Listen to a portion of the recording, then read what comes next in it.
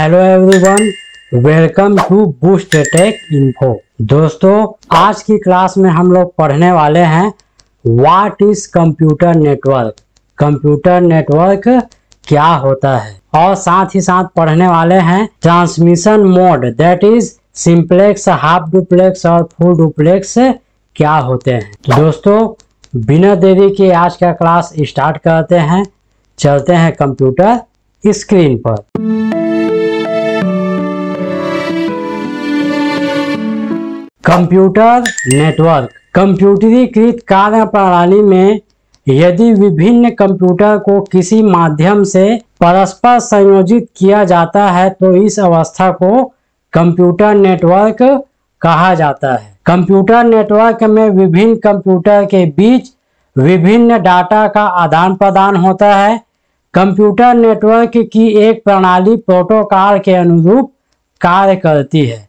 Computer network एक उपयोगी प्रणाली है जिसमें एक ही प्रकार के डाटा का एक साथ उपयोग कर सकते हैं। कंप्यूटर नेटवर्क में सभी डिवाइस के निश्चित एड्रेस होते हैं जिससे किसी डिवाइस में डाटा प्रेषित किया जाता है तथा एक निश्चित डिवाइस तक पहुंचता है। एक नेटवर्क को वायर तथा वायरलेस दोनों तरीके से बनाया जा सकता है। नेटवर्क में कंप्यूटर्स को जोड़ने की इतनी ज़्यादा क्षमता होती है कि एक कोने से दुनिया के हर कोने तक डिवाइसेस को कनेक्ट किया जा सकता है। दोस्तों, कंप्यूटर नेटवर्क से तात्पर्य यह है कि बहुत सारे कंप्यूटर को किसी माध्यम से एक साथ क्या कर दिया जाता है, जोड़ दिया जाता है। तो उस अवस्था को क्या कहा जाता है, कंप्यूटर का नेटवर्क कहा जाता है। और कंप्यूटर नेटवर्क एक उपयोगी प्रणाली होता है जिसमें हम डाटा और सूचना का आदान प्रदान एक साथ उपयोग कर सकते हैं। और कंप्यूटर नेटवर्क में सभी डिवाइसेस के एक निश्चित एड्रेस होते हैं। यदि आप किसी डाटा को उस निश्चित एड्रेस पर भेजते हैं तो क्या हो जाता है, तुरंत वहां पे वो पहुंच जाता है। जो कंप्यूटर नेटवर्क होता है उसको वायर के माध्यम से भी आप जोड़ सकते हैं और वायरलेस के माध्यम, दोनों तरीके से आप उसको बना सकते हैं। नेटवर्क में इतनी क्षमता होती है कि ये बहुत सारे कंप्यूटर को आपस में जोड़ सकता है और दुनिया के एक कोने से दुनिया के हर कोने तक की डिवाइसेस को ये क्या कर सकता है, कनेक्ट कर सकता है। यहाँ पे आप डायग्राम में देख सकते हैं ये क्या है,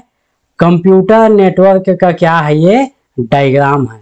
यहाँ पे बहुत सारे कंप्यूटर आपस में एक दूसरे के साथ क्या है, कनेक्टेड है। संचार प्रक्रिया, कम्युनिकेशन प्रोसेस। संचार का मुख्य उद्देश्य डाटा या सूचनाओं का आदान प्रदान करना होता है।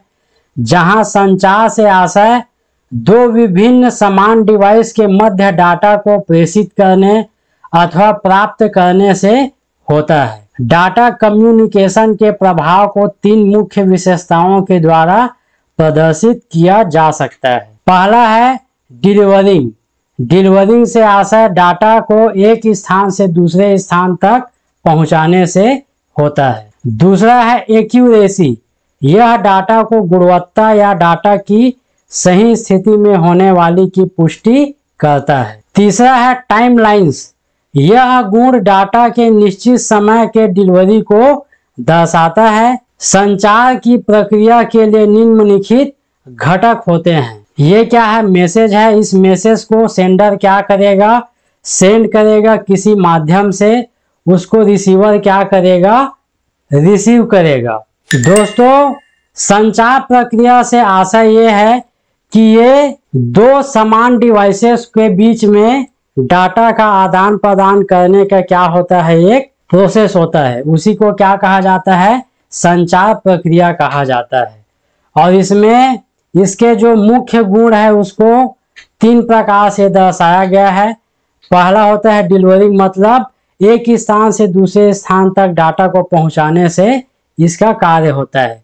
एक्यूरेसी मतलब होता है शुद्धता, कि उस डाटा का सही होने की स्थिति को ये क्या करता है, पुष्टि करता है। टाइमलाइंस में क्या है कि ये निश्चित समय की डिलीवरी को क्या करता है, ये दर्शाता है। यहाँ पे आप डायग्राम में समझ सकते हैं। ये क्या है, हमारा मेन वर्क स्टेशन है। ये क्या है, एक माध्यम है, मॉडेम। मॉडेम के माध्यम से ये कहाँ पे जाता है, पब्लिक टेलीफोन नेटवर्क पे जाता है। उसके बाद पब्लिक टेलीफोन नेटवर्क के माध्यम से जाता है। उसके बाद फिर से क्या कहता है, मॉडेम में आता है।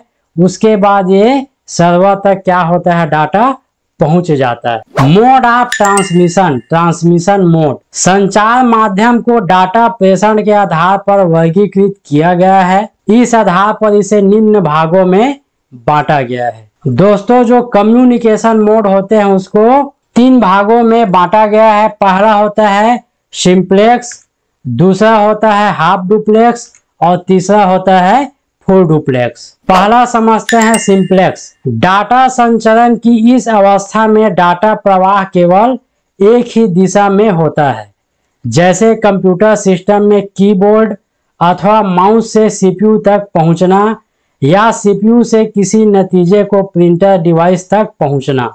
उदाहरण के लिए यहाँ पे बताया गया है रेडियो से रेडियो स्टेशन तक और टेलीविजन। दोस्तों, जो पहला ट्रांसमिशन मोड होता है वो क्या होता है, सिंप्लेक्स। मतलब इस अवस्था में डाटा का प्रवाह केवल एक ही दिशा में होता है।